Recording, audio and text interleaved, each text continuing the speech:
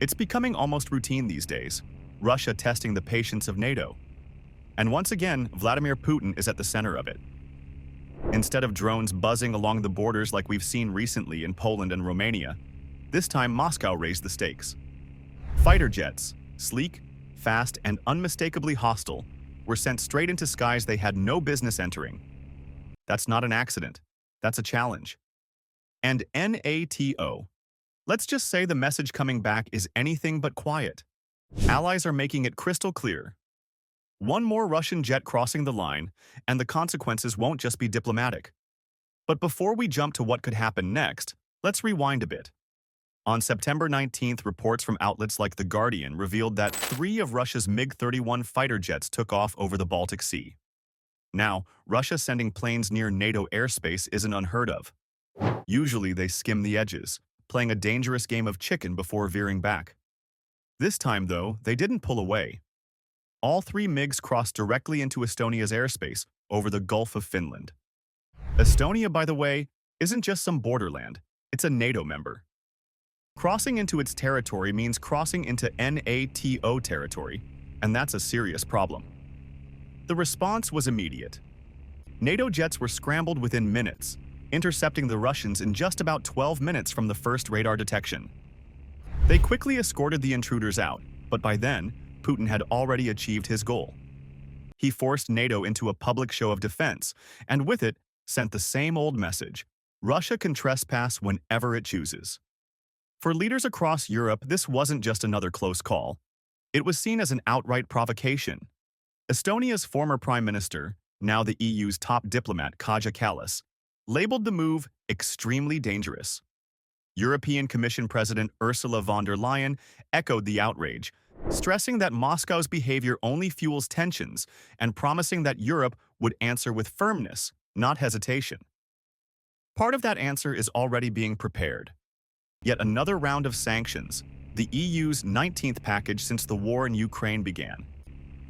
The measures are designed to squeeze Russia's economy harder, choking off the resources it uses to fund the war machine. But here's the problem. Putin has seen this play before. Sanctions, condemnations, strongly worded statements. None of it is new. None of it makes him stop. If anything, these moments seem to embolden him, daring NATO to go beyond words and paperwork. And lurking in the background is the possibility that NATO might just do the one thing Putin isn't counting on. Something far more direct than speeches and sanctions. Estonia's leaders aren't whispering anymore. They're shouting. After 3 Russian MiG-31 fighter jets flew straight into Estonian skies on September 19th, Tallinn's tone shifted from calm to sharply serious. What started as measured criticism has become a clear warning. If Russia does this again, NATO jets may not just escort intruders away next time. At first, Estonia's reaction sounded like the kind of thing you expect from diplomats. Foreign Minister Margus Tsahkna called the incursion extremely dangerous, pointing out the weirdness that Russia still sits at the UN Security Council table while doing things that make the world less safe. Russia's war in Ukraine has rippled across the globe. Partnerships with countries like North Korea and closer ties to Iran and China have turned what some imagined as a short regional fight into a wider, more complicated crisis. But diplomats and politicians have different jobs. When words feel too soft, defense ministers speak louder. Estonia's defense chief, Hanno Pevkur, put it plainly. NATO is functioning smoothly, and that includes being ready to use force if there's no other choice. That's not idle talk. It signals a move from intercept and escort toward we have options, including serious ones, if provocation continues. Prime Minister Kristen Michael drove the point home in a radio interview. He said there are clear rules and conditions for when Estonia, and its allies, could shoot down a jet that breaks the border. He stressed that Estonia has the tools and the will to do it if they're forced into that corner. His words were blunt. The Russian jets had a chance to turn back this time. Next time, NATO might not be so patient. Why is this so big? Shooting down a warplane is not a small step. It would be a direct military action with real risks, the kind of thing that can quickly change a tense situation into a much worse one. That's why countries usually try every other path first, intercepting, warning, and using diplomacy or sanctions. But when a NATO member's airspace is crossed, it's not only about one country's pride, it's about collective defense. Estonia isn't speaking just for itself. It's speaking for all the countries that have promised to protect each other. Behind the warnings, leaders are making a calculation. Sanctions and angry statements are expected and, frankly, familiar to Vladimir Putin. They don't always stop him. So Estonia and some NATO partners are sending a different signal now. The next incursion won't just be met with words. Military rules, readiness, and the possibility of force are all on the table. Not because anyone wants a fight, but because they want to deter one. The message is meant to reach a single audience, the Kremlin. NATO scrambled jets within minutes when those MiGs crossed the Gulf of Finland, fast, organized, and visible. That quick response showed capability. The tougher question is whether a faster, firmer response would stop future violations or make things spill out of control. Estonia's leaders are betting that sharper deterrence, the credible threat of stronger action, will raise the cost for anyone thinking about repeating that move. Now Estonia's statements are no longer just reactions.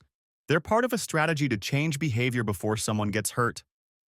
Officials have been explicit about parameters for action, the readiness to use force if needed, and the idea that patience has limits. Their warnings left little room for misunderstanding. The intruding jets were told to turn back, and NATO showed it could act quickly. And Estonia's top politicians punctuated their point with a hard-edged reminder to Moscow. NATO gave you a chance this time. Next time may be very different. That was the public part of the message. Behind closed doors, military and political planners are talking through scenarios, rules of engagement, and the ripple effects of any decision to escalate. They're weighing how to protect their airspace and people without turning a dangerous incident into something much worse. Which brings us to the big question. What happens if NATO actually pulls the trigger? That's the question hanging in the air. And it's not just being asked in Tallinn. Military analysts, diplomats, and even ordinary citizens across Europe are wondering what the fallout would be if a Russian jet was blasted out of the sky. On one hand, shooting down a fighter that violates NATO territory would send the strongest possible message. Borders are not suggestions. It would prove that NATO's red lines aren't just lines on a map, but hard limits backed by firepower. For smaller frontline states like Estonia, Latvia, and Lithuania, that kind of enforcement is essential. They live with the daily reality that Russian planes, ships, and troops are often just minutes away.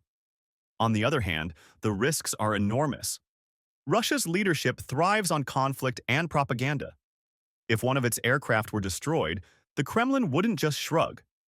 Moscow could retaliate militarily or launch a massive disinformation campaign to paint NATO as the aggressor.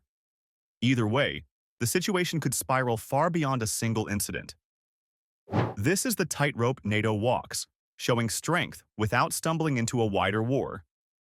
It's why, up until now, the alliance has carefully stuck to intercepts and escorts rather than direct confrontation. It's also why every word from leaders like Michal and Pevkur is chosen carefully. They need to warn Russia without triggering panic or unintended escalation. But here's the thing. Putin has built a habit of testing limits. Drones over Poland, jets over Estonia, buzzing warships in the Black Sea. Each move is designed to probe NATO's patience and look for weakness. If every violation is answered only with condemnations and sanctions, the cycle repeats. If one violation is met with decisive force, the cycle might break or explode. That's why Estonia's warnings feel different this time. They aren't empty threats tossed out for headlines. They sound more like rehearsed lines from a playbook NATO doesn't want to use but is prepared to open. And the fact that Estonia's top leaders are saying it publicly means they want Russia to hear it loud and clear. Inside NATO headquarters, the mood is shifting too.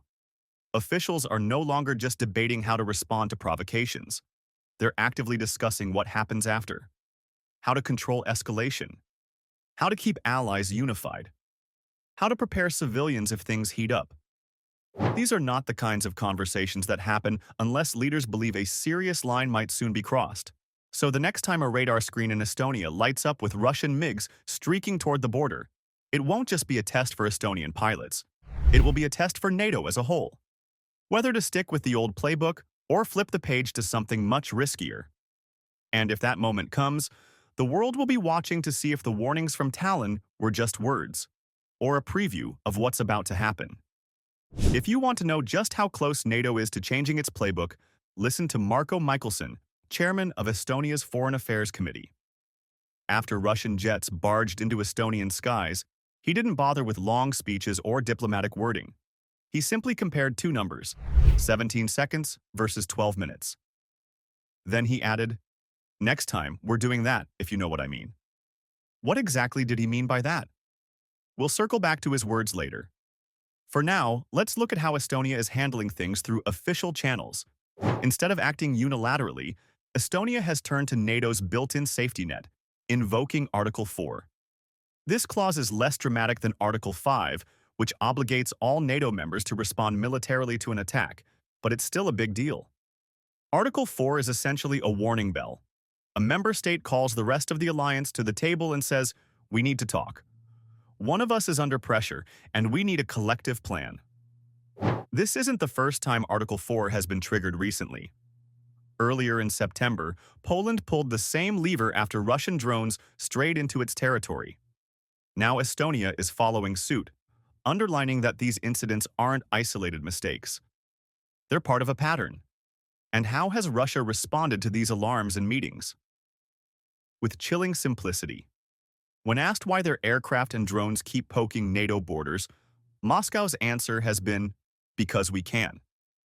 That phrase lays bare the entire Russian strategy. It's not about gaining territory in Estonia or Poland with a handful of jets or drones. It's about sending a signal that Russia is willing to break rules, test reactions, and show that NATO's red lines can be crossed without immediate punishment. But not everyone in Europe thinks these provocations should be tolerated much longer. Czech President Petr Pavel, a former NATO general himself, put it bluntly in an interview with Czech television. It's time to respond in kind. If Russia keeps flying into NATO's skies, NATO needs to be prepared to use military force. Yes, including shooting down the planes. Pavel's warning came after the same September 19th incident when the trio of MiG-31s not only loitered in Estonian airspace for 12 long minutes, but also veered dangerously close to a Polish oil platform that same day. Pair that with earlier Russian drone flights into Polish and Romanian skies, and you can see the pattern forming. These aren't random mistakes by lost pilots. They're deliberate provocations tied directly to the larger war in Ukraine.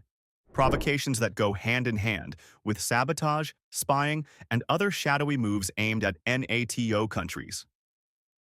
And every one of them edges Europe closer to a point where patience might run out. History shows that Russia only backs off when it's forced to. The one and only time Moscow stopped these kinds of airspace violations was in 2015, when Turkish F-16s fired on a Russian Su-24 bomber that strayed into Turkey's skies. The jet was shot down, one pilot was killed, and suddenly the flyovers stopped. That single incident carries a lesson. Russia will keep poking and prodding until someone makes the cost too high. Or, as Czech President Petr Pavel put it, Russia will behave as far as we allow it. Pavel isn't speaking from theory. Before becoming president, he served as NATO's top general, giving him years of experience in dealing with Moscow's playbook. He's also had face-to-face conversations with Russian officials about this very issue. His recollection is chilling in its simplicity. "I always used to ask them why they do it, knowing it could provoke conflict," Pavel said. Every time, they answered, "Because we can." Those three words, "because we can," are the clearest window into Russia's mindset. It's not about accidents. It's not about navigation errors. It's about testing limits, pushing boundaries, and daring NATO to respond. And in Pavel's view, that's exactly why the time has come for a tougher stance. He agrees with Estonia's assessment. Russia isn't going to stop until it feels real consequences, which means words and sanctions won't cut it anymore. During a recent television interview, Pavel didn't mince words. NATO, he said, must be prepared to respond militarily to repeated violations of Allied airspace. And yes, that includes shooting down intruding jets if necessary. If you've made it this far into the video, it means you're enjoying what we do here at Euro Bulletin. Take a second to hit that subscribe button so you don't miss more updates and insights from Europe and its partners. Let's dive in more into the subject. His comments followed the September 19th incident, when 3 Russian MiG-31s brazenly crossed into Estonian airspace, lingered for 12 minutes, and even came dangerously close to a Polish oil platform. Those events weren't isolated. They were layered on top of earlier drone incursions into Polish and Romanian territory just weeks earlier. Add in Russia's sabotage plots, cyber attacks, and espionage across Europe, and the picture becomes clear. This isn't random harassment. It's a steady campaign to destabilize NATO from within. For Pavel, and increasingly for leaders across Central and Eastern Europe, the lesson from 2015 still applies. Russia only stops when someone pushes back harder. Until NATO shows that Putin's provocations carry serious risks, Moscow will keep crossing lines because they can. Even intelligence agencies can't seem to agree on what exactly Russia is doing. Was that drone over Poland part of a deliberate attack, or just a mistake? That uncertainty is exactly the fog of doubt Vladimir Putin thrives on. He wants NATO divided, debating whether these violations are accidents or provocations, rather than united around how to respond. And Poland wasn't the only target. Just days after the drone incident there, Romania reported something eerily similar.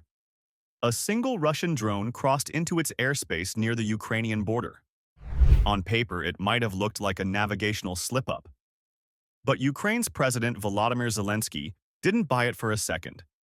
He publicly declared it an intentional expansion of Russia's war. His message was blunt. Moscow is widening the battlefield, one drone at a time. Then came the incidents in Estonia's skies. On September 22nd, The Guardian reported yet another close call, this time involving a Russian Il-20M reconnaissance plane. NATO scrambled jets over the Baltic Sea after the aircraft ignored repeated attempts at contact. Whether the spy plane actually crossed into NATO airspace or was lurking in international skies without proper communication remains murky. But to the Baltic states, Estonia, Latvia, and Lithuania, the distinction hardly matters. A Russian military plane hovering that close is a threat either way. And that's the problem. These encounters aren't rare, isolated blips. They're stacking up, happening too often and too close together to dismiss as coincidence. Fighter jets, drones, spy planes, each one looks like another test, another push to see how much NATO will tolerate before the warnings turn into action. Which brings us back to the words of Estonia's Marko Mihkelson, chairman of the Foreign Affairs Committee. After the MiG-31 incursion, he cryptically remarked, 17 seconds versus 12 minutes. Next time, we're doing that if you know what I mean. Here's what he meant. Back in November 2015, Turkey, another NATO ally, faced the same dilemma. A Russian Su-24 bomber slipped across its border near Syria. Unlike Estonia, Turkey didn't wait around. It didn't scramble jets to escort the intruder politely out. Instead, a Turkish F-16 locked on and fired. Just 17 seconds after the Su-24 was detected, it was hit with an air-to-air missile. The Russian jet crashed into the mountains of Syria's Jabal Turkmen region. 2 people were killed. One of the pilots didn't survive, and a Russian Marine sent on a rescue mission was also killed in the chaos. The message from Turkey was unmistakable. NATO borders are not suggestions. The Kremlin's reaction was swift. Within hours, Vladimir Putin lashed out publicly, calling the shoot-down a betrayal, a stab in the back. He promised consequences. Moscow moved to freeze trade with Turkey, restrict travel, and ramp up its military posture in Syria. But here's the part that matters most. Russia stopped violating Turkish airspace after that. Back on November 24, 2015, The Guardian reported that Vladimir Putin accused Turkey of acting as accomplices of terrorists after the downing of Russia's Su-24 bomber. He warned that Ankara would face serious consequences for what it had done. The terrorists he referred to were almost certainly rebel groups in Syria, where both Russian and Syrian forces were heavily engaged. In other words, Moscow argued that the Su-24 was targeting fighters across the Syrian border.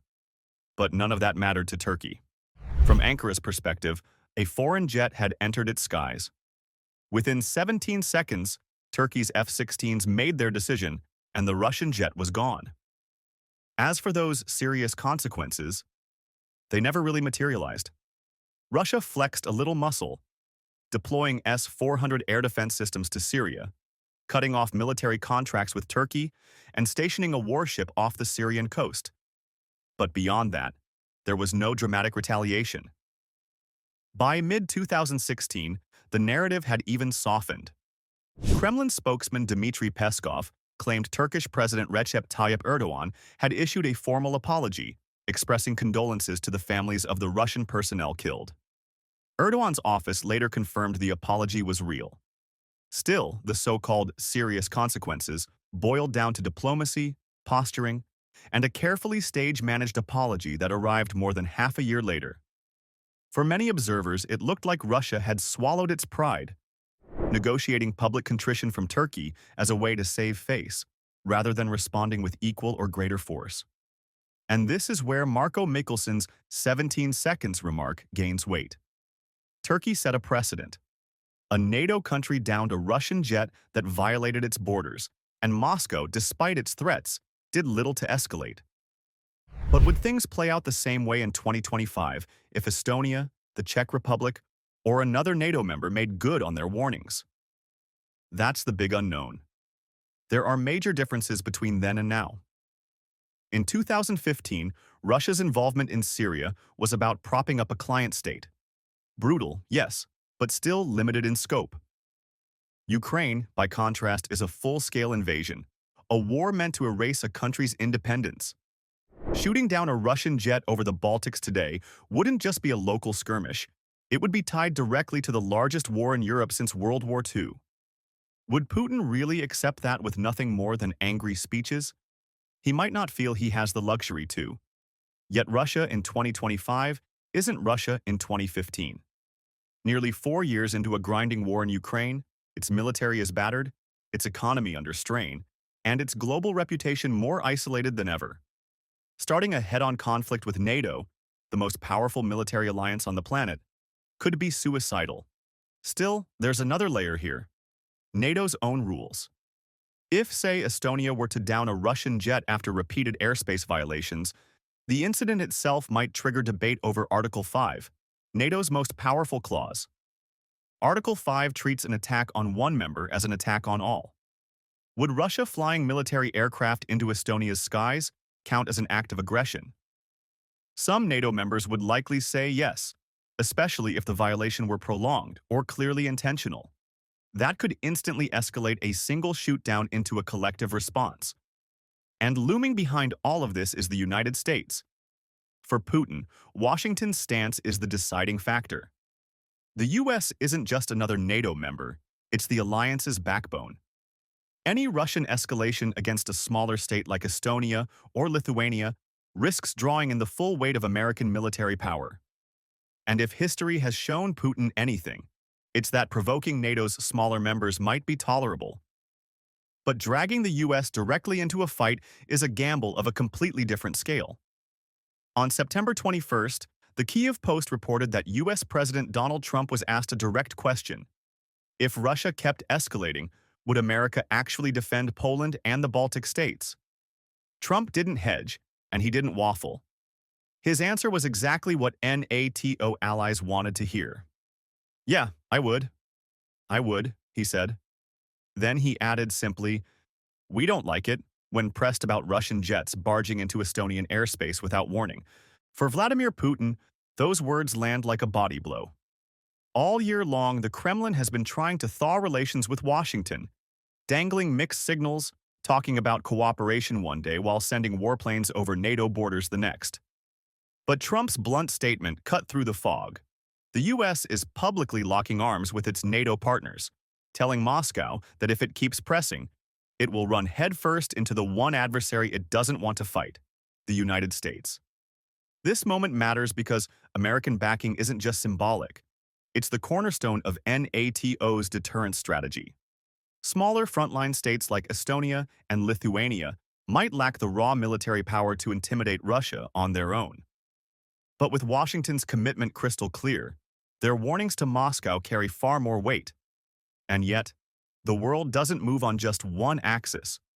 While Europe braces for Russia's next aerial provocation, Trump is also staring down another flashpoint, a rapidly escalating showdown with Venezuela. The two countries are teetering on the edge of open conflict, and Washington's attention is being pulled in multiple directions at once. For now, though, America's message to Russia couldn't be clearer. NATO's borders are not up for negotiation. If Moscow keeps pushing, the US is ready to push back, hard.